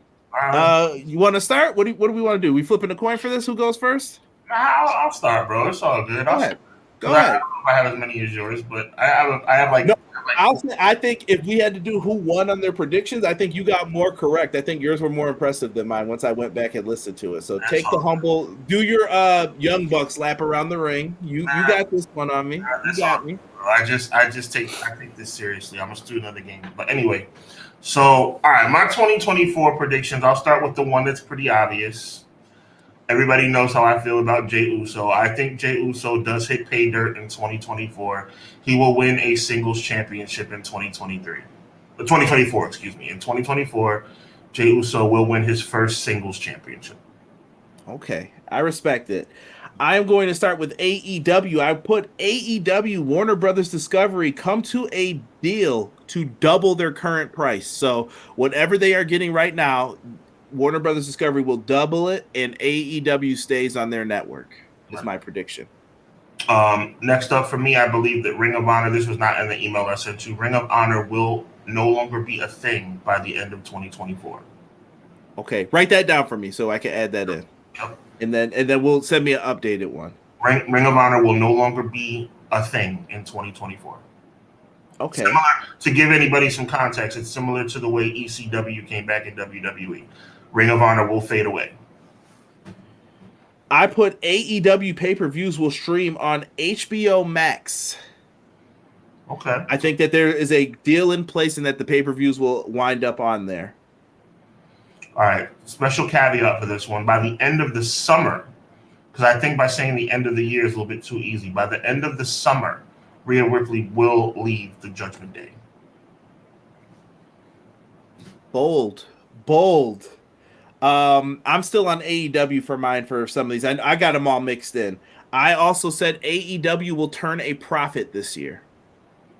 Okay. So they will finally make money in their company for once. They'll make it into the black. Okay, I like that. Mm-hmm. Oh, this brings me so much joy. Cody Rhodes will not finish the story at WrestleMania. Cody Rhodes will not finish the story at WrestleMania. Wow. WrestleMania 40, to be specific. Okay. Yes. I got WWE Raw goes to FX and it will stay on Mondays. Is my prediction. Like so that. FX will be the new home of Raw, and FX don't miss. The Usos, whether it's before or after Jay gets his singles title run, whatever title that may be, the Usos will reunite by December 31st of 2024. Ooh. And probably after their WrestleMania match, they will come to their senses, or Jimmy will come to his senses, and the Usos will reunite. These are going to kind of be linked together with some of these. I predict that Swerve Strickland will become the first Black AEW World Champion, and I'll save my next one for after. I love it. Well, if they tie in together, keep going. I'm also going to say at All In, Swerve will face Will Ospreay in the main event of All In for the World Championship. That's a strong prediction. I would love that to be true. Wow. You talk about me having a difficult time picking who I want to win. My God. The guy who I consider the hottest rising star in the game against the guy who I consider universally to be the best wrestler in the game. Oh, my God. That'd be terrible for me, but I would love it. I love that he says that Hub's got phones tapped. No, but I love that prediction, Conrad. Good for you. All right. Now, this is kind of an open-ended one, but I think, you're smart enough. I know you're smart enough, and I think our viewers are smart enough to pick up on what I'm trying to say and kind of come to its own conclusion. TNA reboot will not make a difference. Now, I know that's a little open-ended. What do you mean by that? I'm just basically saying that Impact Wrestling will not have a resurgence because of the TNA reboot. Okay, interesting. I'm kind of on board with that. I could kind of see where it's going, at least looking at ticket sales. Right. But I'm hoping that they can pull out something that I'm going to talk about later here. My next one is Bryan Danielson versus Nigel McGuinness will happen at All In. Nigel McGuinness will dust off the wrestling boots and get into the ring, and all of this garbage talking to Bryan Danielson will result in a match. Adam Cole will, for the first time in his career, become a major promotion world champion. Dare you disrespect Ring of Honor like this? I love Ring of Honor. Ring of Honor is not a major promotion. They're a wonderful promotion, but they're not a major promotion. This one might be a little bold. I'm going to say Jamie Hayter returns and wins back the women's title at All In. Whomever is the champ at that time will lose to Jamie Hayter.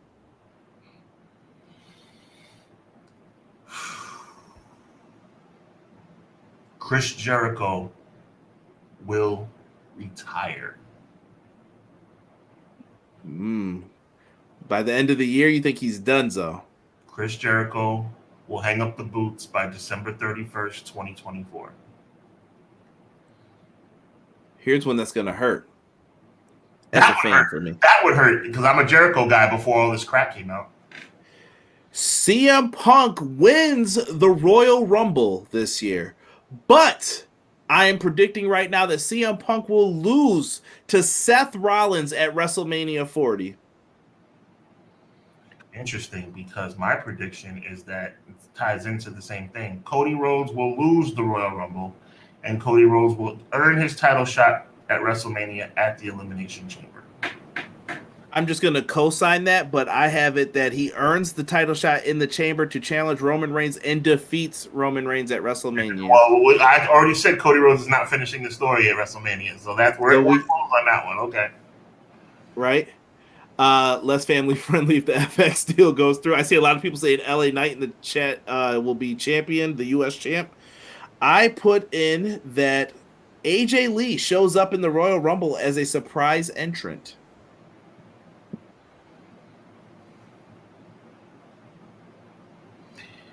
AEW will bounce back in 2024 and have its first profitable year in 2025. Ooh. I think it takes a little bit longer than you anticipate. They will bounce back. They will have a good year in 2024 and have its most profitable year the following year. I have Solo Sikoa will win a singles championship this year.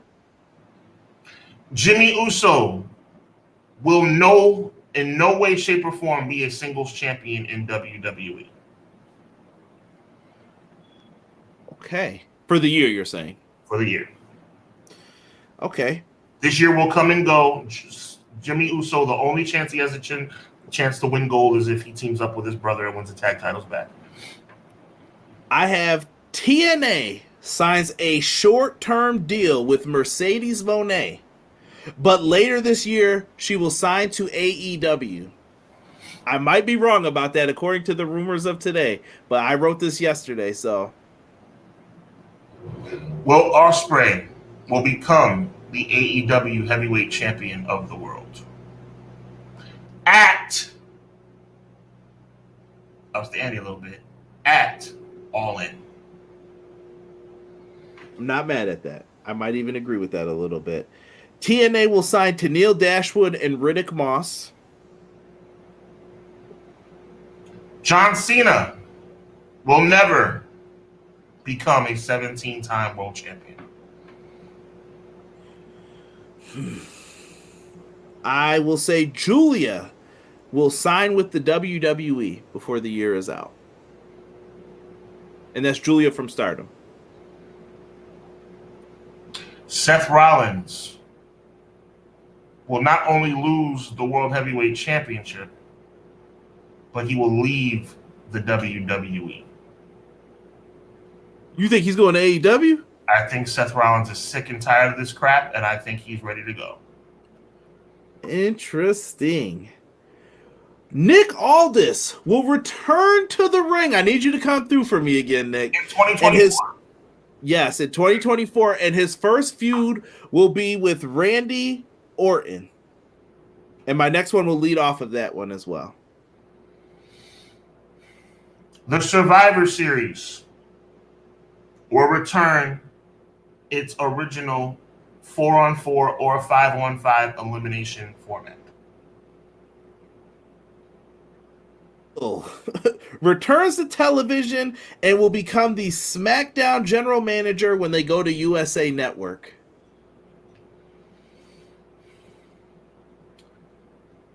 Before the year is over, Damage Control will cease to exist. I ain't mad at that. Cray's gonna like my next one. Ricky Starks leaves AEW and signs with the WWE. MJF joins the WWE. If Tony Khan did not sign him to a longer contract, Sean, I think Tony Khan fumbled the bag. I know it all seems like a storyline. It seems like a work. I have a sneaking feeling, not tonight, I have a sneaking feeling MJF will end up in World Wrestling Entertainment. Now, come on, Deanna. Be positive. He's been good so far. He's been a good guy. Give him time. Well, she actually tapped into my next prediction. My next one is Wardlow leaves AEW and signs with the WWE. CM Punk. Now, this is how crazy I think CM Punk has been over the years. And this is because it wouldn't necessarily be a prediction because it's so easy. But in CM Punk and Phil Brooks' world, it's not easy. I predict somehow, by the grace of God, CM Punk will make it through the year in WWE still employed. It's crazy that that's even a prediction. but you know why I'm saying that, though. Of course. I also have Sheamus will sign with AEW.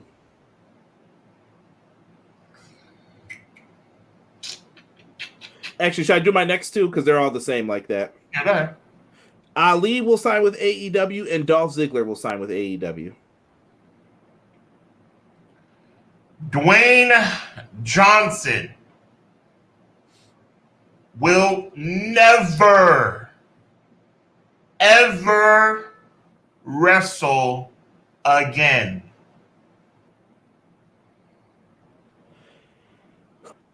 I'm about to come with a bold one, too. Sting and Darby Allin will challenge for the tag team titles at AEW Revolution. They will win, and Sting will retire as a tag team champion. Retire as a tag team champion. I like that. Okay. I had another. I had a part two to it, but I kind of stopped it. Do you know who I think wins them after, though, in a tournament or whatever they're going to do? Who's that? They are feuding right now over the TNT Championship. That is not part of my prediction, but ooh, back together again, huh? Okay. All right. Even if it's by these two will random. We're going to do random pairings. I think that will be the random pairing.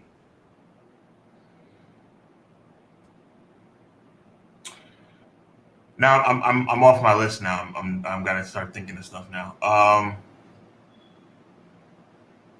Did I mention Dwayne Johnson will never wrestle again? Yep. Okay. Did I mention Dwayne Johnson will never wrestle again? You have. Just want to make sure. Did I happen to mention that Dwayne Johnson will never ever wrestle again? Just want to make sure. People mad at me. They say Mercedes ain't going to TNA. I'm digging these predictions. Right, let's get serious again.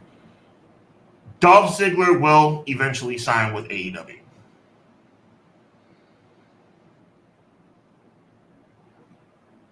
You're looking like there's a part two. And then get fired. Really? So you think he'll be in then out really quickly? In and out. Within 12 months, he will be in and out. It's not going to work. Okay. Yo, you guys are crazy. I am positive, but a snake is a snake. I hope that's not about. That's why I like Deanna. Deanna doesn't hold back. Y'all gotta chill on my guy Punk, man. Y'all gotta chill. I got a prediction for you. The Fight Forever franchise will go away after one game. Okay. Tony just said that he was keeping it alive. We'll see. We'll see if that's We'll never see Fight Forever another. There might be more incarnations. There'll never be another one. WB Games. I don't know what that relationship is supposed to be. Maybe it's just to promote Joe as the Suicide Squad game that he's going to be in, but I'm just putting it out there. AEW gives Goldberg his retirement match that he wanted from WWE. I think Tony gives him his match to give him his flowers because he likes wrestling so much.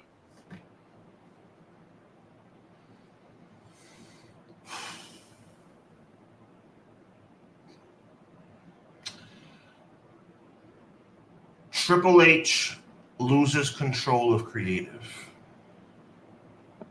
Wow. I think it's too early for that one, but we'll see. I hope it ain't Gomez back in the picture. Loses singular control of creative. Okay. My next one is Kazuchika Okada will remain with New Japan Pro Wrestling. After the news happened, I had to change that one up. I got 3 more.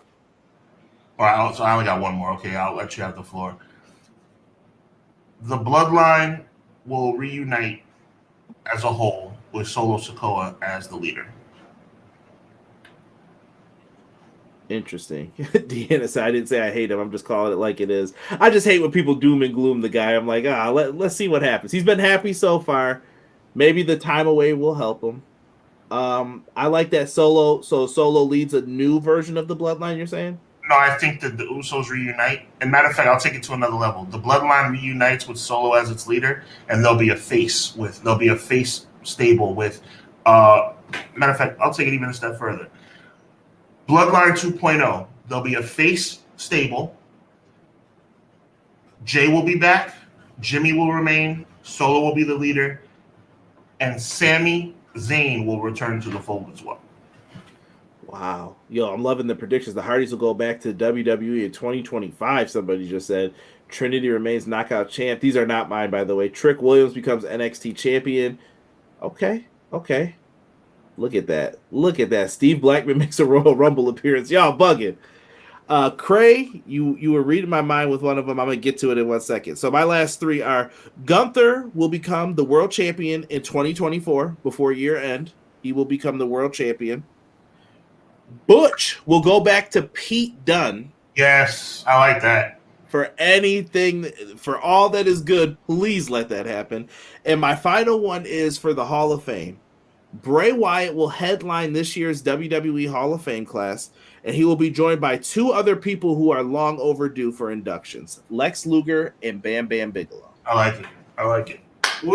This is all documented on video, on film. We got it. Let's lock it in. Locked in. So you had your 25, I had 28. Yeah. Some of them are connected, some of them aren't, but it'll be interesting next year around this time when we have to revisit those. So remember that. I predict 80% success. Oh, now you're tripping. That's a lot. That's a lot right there. I'm pretty close to 80 this year. For you, not for me. But I make a lot of predictions, though. Just yourself, brother. Have some faith in yourself. The Wyatt Family Hall of Fame, original Wyatt Family. Ooh, interesting call there. If Triple H loses control of creative, I'm calling we tip on hubs like San Andreas. You'll see. Before 2024 ends, Will Ospreay will be the AEW World Champ. CM Punk was happy in AEW for a few months as well. Oh, Deanna speaking facts, though. He was. I don't think there would have ever been a problem if you never mentioned Cole Cabana and you would have just chilled out. Punk was trying to right the ship. What I'm saying is that CM Punk has a history of kind of like, why do you think my prediction is that he'll still be employed with WWE? That's a bold prediction, by the way. That's a bold prediction that he'll still be gainfully employed by January 1st, 2025. It's just weird because you're watching it and you're like waiting for something bad to happen. You know what I mean? Like, isn't that crazy? I think him getting that time off, like how they've been splitting him up, I think that's better for him. Yeah. Get away from this for a week or two. Come back. Hardy's return to TNA with the broken gimmicks. Yes, Pete Dunne and Tyler Bate is a tag team. Yep. Big Boy Hall of Fame. I'm hoping so. Pete Dunne and Tyler Bate, they got to do it. Snoop Dogg will be DLC for WWE 2K. Write it down. 80% success. Colt Cabana will leave AEW. I don't think so. I think In they're my stuck with original that. prediction, the Buffalo Bills. I have no rooting interest. I'm a Giant fan. The Buffalo Bills will win the Super Bowl this year. I know it all comes down to Sunday, but if they win on Sunday, they get that home playoff game. The Kansas City's not who they once were. The only team you'd have to worry about after that is the Baltimore Ravens. Hey, and we've been showing a lot of teams are pretenders. I think the talent is a lot closer than people want to admit in the NFL this year. But listen, man, we've rocked out with you guys. We've held it down. We threw out our predictions. If you got more, put them in the comments after the fact. Helps us in the video. Sean swerves when he drives. Make sure that you guys check us out and show us some love. I'm going to have Sean get us up out of here real quick and end the show for us. But thank you guys for rocking with us. A drink to 2024 here. Take a little sip. Boom. Cheers. Sean, take us out, man. Well, it's a new year. I don't believe in all that new year, new me crap. Everybody says that every single year. But I do believe that with the new year comes new blessings, new lessons. I really have enjoyed and will continue to enjoy, hopefully for a long time to come, Clash of the Podcast. Conrad, appreciate you, my brother. This show has grown leaps and bounds in 2023. I would probably think I'm safe in saying this, and that Conrad would agree. We never would have thought we would have gone 70 weeks in a row without a break. We brought shows to you during Thanksgiving week. We brought shows to you on Christmas Day, New Year's Day, through the dog days of summer, through the holidays. You name it, we've been here, and you have been here with us. So we want to say thank you. Not like I said, no new year, new me stuff, but I will say that as the new calendar has changed, let's go into the new year with a belief that things are going to get better than they were last year. Whatever your shortcomings may have been, whether it be financial, whether it be family issues, whether it be, issues on the job, hoping for promotion, hoping for, better days ahead, whatever your shortcomings were in 2023, I pray that will be your upliftment and your success in 2024 and beyond. So with that being said, we pray the best for you. We appreciate you. We will be back next Monday night, January 8th. Enjoy day one tonight. Enjoy the national championship semifinals. Continue enjoying your families as we all get back to the normalcy of work and school. As the holidays have come to its conclusion this year, we automatically start looking forward to next year. I know I am. My family's already decided Christmas 2024 will be in New York. Thank God. So looking forward to that. But as always, be safe, be encouraged, and remember that evil never prevails. January, the fourth Thursday in January, myself, Conrad, and Jesse from the wrestling shoot will be doing a Royal Rumble preview and retrospective. So make sure you're on the lookout for that. Go subscribe to Hubbard Wrestling Weekly. If you haven't subscribed to EPW, make sure you subscribe to EPW right now to make sure we get him up to 2,000 as he deserves. But as always, evil never prevails. God bless, and we'll see you next week.